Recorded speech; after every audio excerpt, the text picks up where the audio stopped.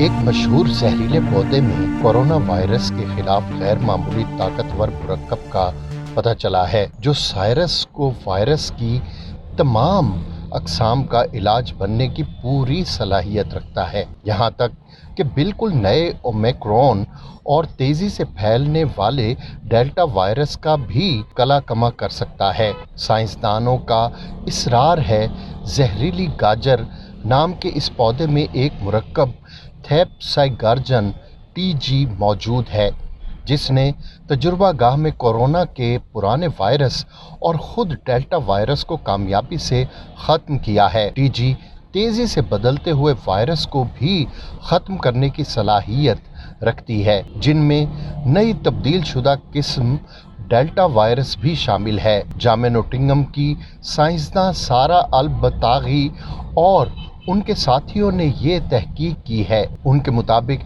Infection سے قبل اور انفیکشن کے دوران TG نے کووڈ وائرس کی تمام اقسام کو کامیابی سے روکا۔ صرف ایک خوراک سے ہی تمام سنگل ویریئنٹ انفیکشن اور ان کے مجموعوں AB، AD، BD اور دیگر کا 95% خاتمہ دیکھا گیا۔ TG خلوی طریقہ واردات یعنی خلیے میں جا کر اپنے پھیلاؤ کی کوشش کا پورا نظام توڑ پھوڑ دیتا ہے، لیکن اس کا پتہ کیسے چلے؟ واضح رہے کہ سائنسدانوں نے تمام وائرس کو چھوٹی پیالیوں کو رکھ کر ان کی آبادی بڑھنے کا جائزہ لیا۔ جب TG کو ان پر ڈالا گیا تو ان کی افزائش سست ہو گئی اور ایک سے دوسرے خلیے تک منتقلی بھی کمزور ہوتی گئی۔ تاہم اس تحقیق میں ڈیلٹا وائرس کا ایک راز کھلا کہ وہ روایتی کورونا وائرس مثلاً الفا کے مقابلے میں 4 گنا تیزی سے پھیلتا ہے، جبکہ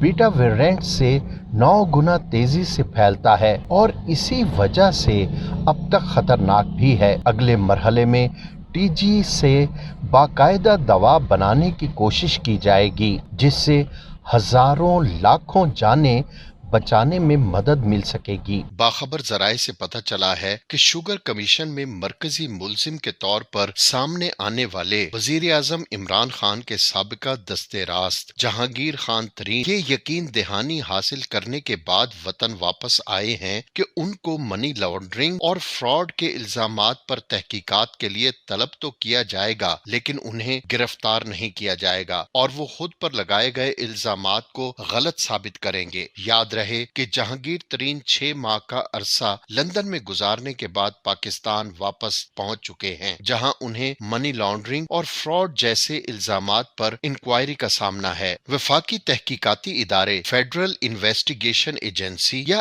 FIA اور سیکیورٹیز اینڈ ایکسچینج کمیشن کی ایک مشترکہ تحقیقاتی ٹیم نے یہ انکوائری شوگر کمیشن کی اس رپورٹ کی روشنی میں شروع کی تھی جس میں جہانگیر ترین سمیت دیگر کئی مل مالکان کو مبینہ طور پر چینی بحران کا فائدہ اٹھانے والوں میں شامل کیا گیا تھا۔ وفاقی حکومت کی طرف سے قائم کردہ شوگر کمیشن کی رپورٹ منظر عام پر آنے کے کچھ ہی عرصہ بعد جہانگیر ترین اپنے صاحبزادے علی ترین کے ہمراہ ملک چھوڑ کر لندن چلے گئے تھے۔ جاتے ہوئے انہوں نے بتایا تھا کہ وہ علاج کی غرض سے لندن جا رہے ہیں اور صحت یاب ہونے پر واپس لوٹیں گے۔ FIA اور SECP کی مشترکہ تحقیقاتی ٹیم چند ماہ قبل بھی جہانگیر ترین اور ان کے صاحبزادے علی ترین کو سوالات کے جواب دینے یا اپنے موقف دینے کے لیے طلب کر چکی ہے، تاہم ملک میں نہ ہونے کے باعث وہ پیش نہیں ہوئے تھے۔ رواں برس پبلک کی جانے والی شوگر کمیشن کی رپورٹ میں بتایا گیا تھا جہانگیر ترین سمیت حکومتی اور حزب اختلاف سے تعلق رکھنے والے کئی سیاستدانوں کی ملکیت شوگر ملز سالہ سال سے دھوکہ دہی اور فراڈ کے ذریعے چینی کی قیمت میں مصنوعی اضافہ کر کے منافع کمانے کے عمل میں شامل رہے ہیں۔ شوگر کمیشن کی رپورٹ میں بتایا گیا تھا کہ 88 کے قریب پاکستان کی شوگر ملوں کے کارٹل نے آغاز ہی سے کسان اور صارف دونوں کے ساتھ دھوکہ کیا اور نتیجتاً بے بہا منافع کمایا۔ تاہم جہانگیر ترین نے ہمیشہ سے موقف اختیار کیا ہے कि उनकी शुगर मिलों का ग्रुप JDW किसी गैर कानूनी काम में मुलविस नहीं। शुगर कमीशन की रिपोर्ट की रोशनी में रवां बरस वफाकी हुकूमत ने FIA, SECP, FBR, सूबाई हुकूमतों और दीगर इदारों को हिदायत जारी की थी कि कमीशन की रिपोर्ट की रोशनी में तहकीकात की जाए और 3 माह में उसकी रिपोर्ट पेश की जाए। FIA और दीगर इदारों पर मुश्तमिल मुश्तरका तहकीकाती टीम इस ज़िम्न में तहकीकात करती रही, जिसका महवर मनी लॉन्ड्रिंग और फ्रॉड है। जब से जहांगीर तरीन पाकिस्तान वापस आए हैं तो तहकीकाती टीम को दिया गया 3 माह का वक्त तकरीबन मुकम्मल होने को है। मुश्तरका तहकीकाती टीम के एक मेंबर ने नाम जाहिर न करने की शर्त पर बताया कि जहांगीर तरीन समेत शुगर कमीशन रिपोर्ट में बताए गए तमाम मिल मालकान और मुतल्लिका हुकूमती और गैर हुकूमती शख्सियात के खिलाफ तहकीकात आखिरी मराहिल में हैं। हम बुनियादी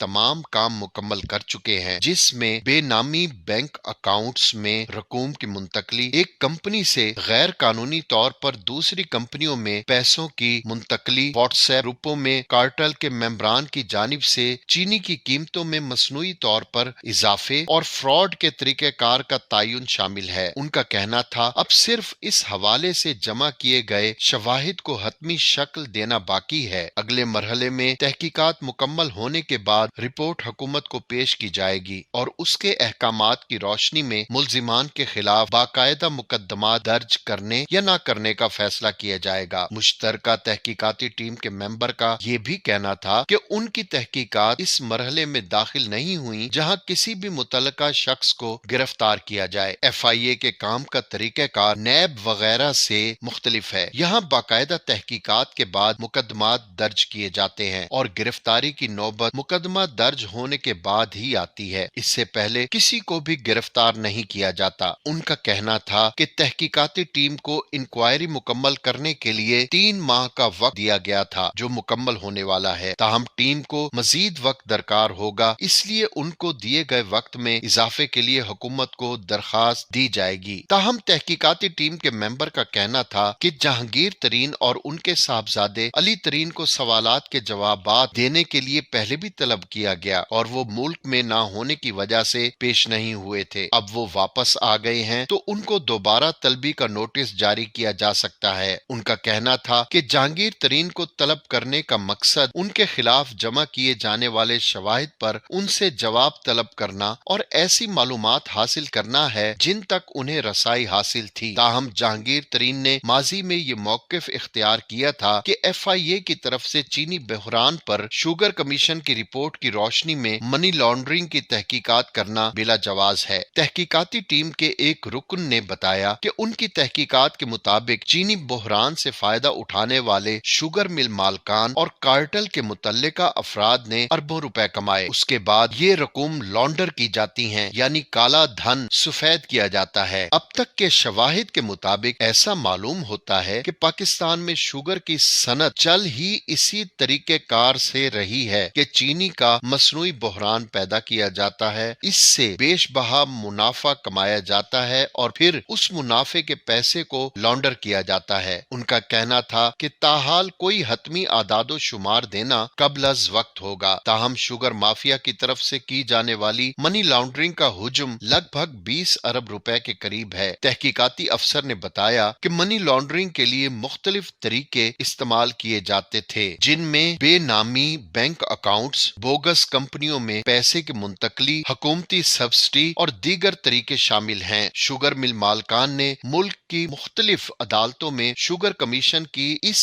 बुनियादी रिपोर्ट को चैलेंज कर रखा था, जिसकी रोशनी में हालिया इंक्वायरी की जा रही है। ताहम सिंध हाई कोर्ट के अलावा किसी दूसरी अदालत की तरफ से रिपोर्ट को मुस्तरद करने के हवाले से कोई फैसला नहीं आया। सिंध हाई कोर्ट के कमीशन की रिपोर्ट को मुस्तरद करने के फैसले को भी वफाकी हुकूमत ने सुप्रीम कोर्ट में चैलेंज कर रखा है। तहकीकाती टीम के रुकन ने बताया कि ताहाल किसी भी अदालत ने उन्हें तहकीकात करने से नहीं रोका और वो मुसलसल अपना काम करते रहे हैं। लाहौर हाई कोर्ट में दायर एक दरखास्त पर अदालत ने हुकूमत से मजीद तफसीलात तलब कर रखी हैं। इसी तरह चंद मिल मालकान ने हुकूमत पंजाब की हालिया हिदायत को भी अदालत में चैलेंज कर रखा है, जिनमें उनसे कहा गया था कि वो 10 नवंबर से क्रशिंग का आगाज करे। ताहम جہانگیر ترین کی طرف سے سماجی رابطوں کی ویب سائٹ ٹویٹر پر ایک پیغام میں کہا گیا کہ ان کے گروپ سے تعلق رکھنے والی شوگر ملز عدالت میں دائر اس درخواست کا حصہ نہیں۔ ان کا کہنا تھا کہ ان کی شوگر ملز حکومتی ہدایات کے مطابق 10 نومبر سے کرشنگ کا کام شروع کر دیں گی اور بڑھتی قیمتوں اور چینی بحران پر قابو پانے میں حکومت کا ساتھ دیں گی۔ مشترکہ تحقیقاتی ٹیم کی طرف سے کی جانے والی انکوائری کے علاوہ قومی احتساب کے ادارے نیب نے بھی آٹے اور چینی کے بحران کے حوالے سے انکوائری کرنے کا اعلان کر رکھا ہے، تاہم اس میں تاحال کوئی اہم پیش رفت دیکھنے میں نہیں آئی۔ رواں برس